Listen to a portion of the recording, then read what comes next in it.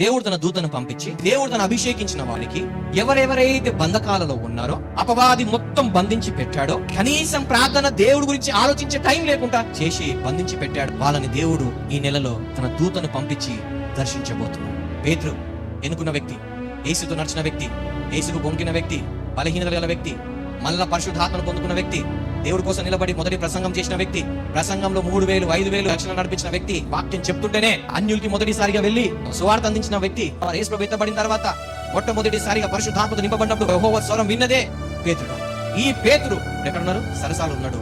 దేవుడు ఏం చేస్తున్నాడు? ఆయనను ఒక దూతను పంపించి బయటికి తీసుకొస్తున్నాడు.